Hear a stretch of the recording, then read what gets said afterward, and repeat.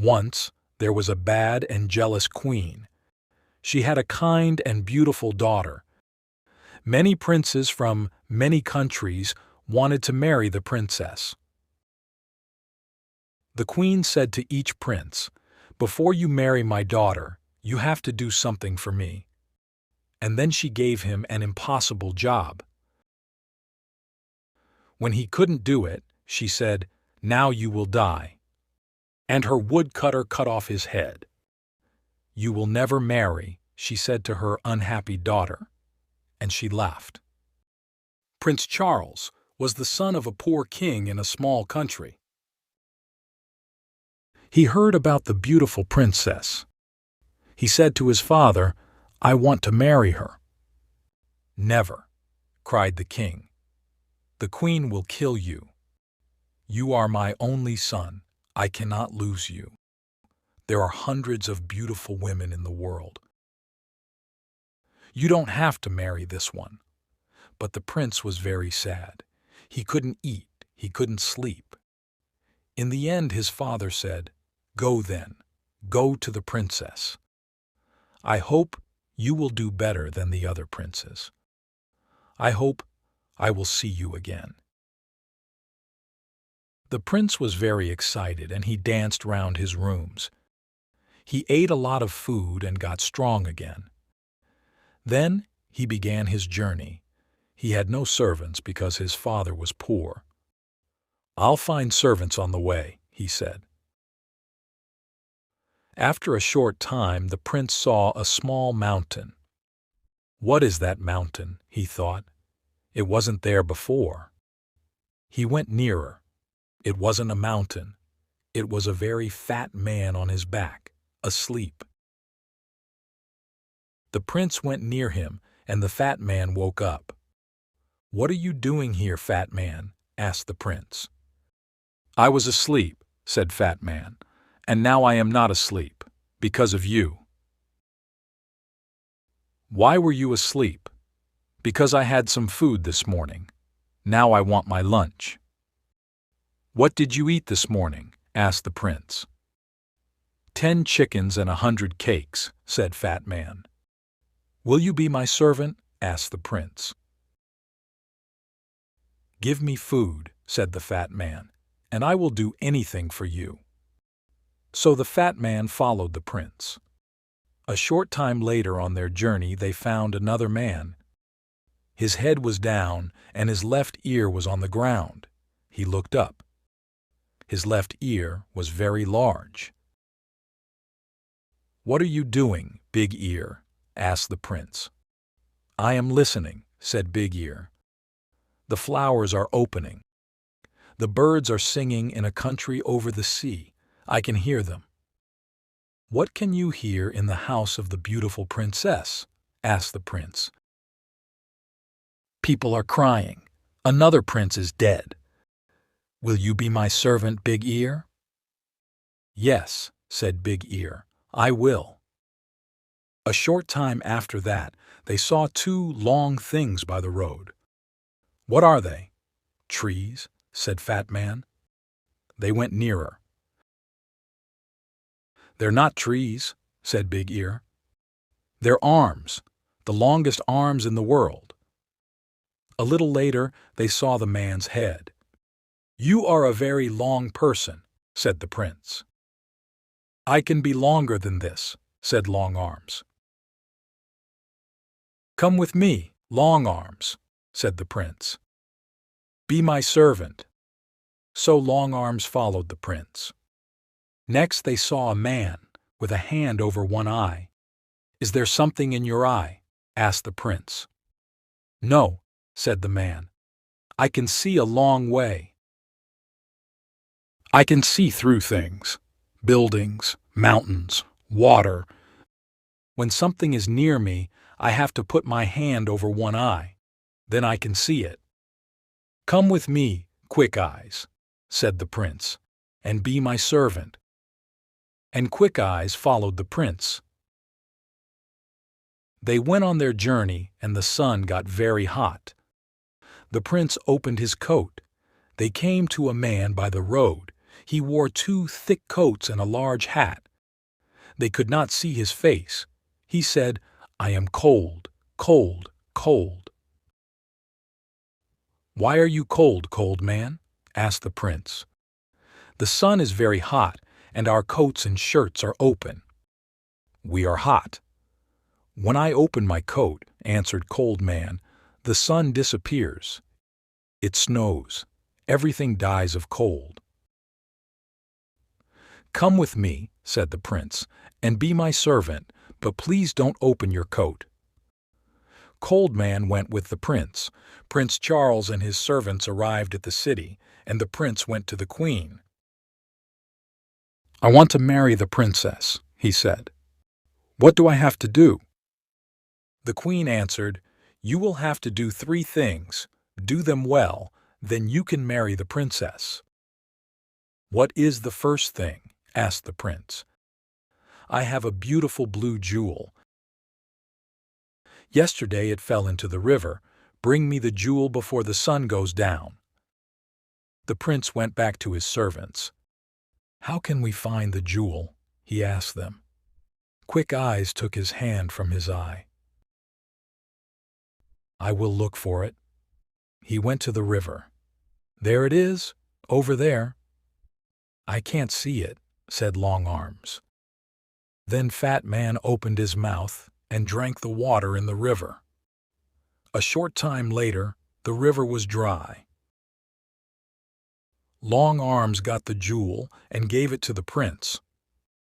The queen was very angry when she saw the jewel. Then she said, "Tomorrow I will give this prince a very difficult job." She thought hard. She did not sleep that night. The next morning, the prince woke up early. He went to the queen again. "You are hungry after your long journey," she said, with a cold smile. "I have 30 chickens outside. Eat them before 12 o'clock. I do not want to find 1 chicken leg." "Can I invite a friend?" the prince asked. "I do not like eating without a friend." "You can ask 1 friend," said the queen. The prince left. "He will die this afternoon," she said to her daughter. And she laughed. The prince went back to his friends. "Come with me, Fat Man," he said. Fat Man quickly ate the 30 chickens. Then he ate the queen's other animals, the bread in the kitchens, the fruit on the trees, and the vegetables in the ground. "Now, what can I eat?" asked Fat Man. There was nothing there, so he went to sleep. At 12 o'clock, the queen called for her lunch. She waited and waited, but no food came. She went to see the cook. "Where is my lunch?" she asked. A fat man ate everything in the gardens and everything in the kitchens. There is no food. The queen got angrier and angrier. Then she thought of a plan. "Ha ha ha!" she laughed. "Now I will catch him." The prince came to her on the 3rd day. "Will you eat with me tonight?" she asked with a lovely smile. "And after that, would you like to sit with the princess for 2 hours?" "Yes," answered the prince. "I would love that." "You will not fall asleep when you are talking to the princess?" asked the queen. "Fall asleep," cried the prince. "Never." "When a person falls asleep with the princess," said the queen, "the princess disappears by magic. Then that person dies." The prince put on his most beautiful clothes. He ate with the queen. Their conversation was very cold. Servants brought wonderful food and wonderful drinks. When the prince turned away for a minute, the queen quickly put something into his glass of wine. The prince did not see. He drank the wine. Then the queen took him to the princess. They climbed up many stairs to a high room. The princess sat sadly by the window. The red light of the evening sun lit up her beautiful face. The river below, the flowers round the window, and her dress were the same color. The prince sat near the princess. They were very happy for a short time. But the prince's eyes suddenly felt heavy. He started to fall asleep. He couldn't hear the princess's words. His eyes shut. He was asleep.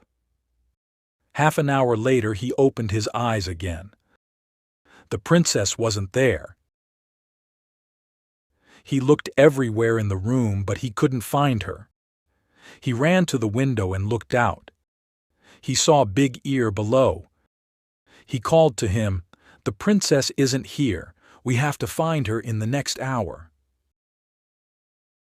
Long Arms brought the prince down to the ground. "Where is the princess? Can you hear her, Big Ear?" Big Ear put his ear to the ground. "Yes," he said. "I can hear her. She is calling. She says that she is across the river. She is inside a tree. Her mother's men put her there."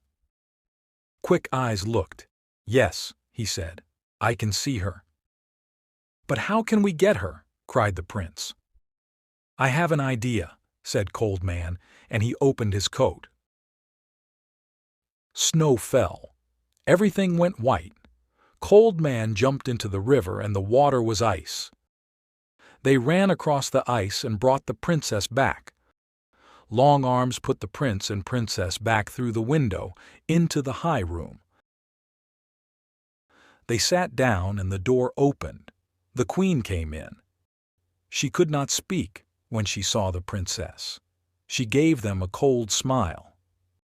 "We are having a very interesting conversation," said the prince. "We are talking about trees and rivers."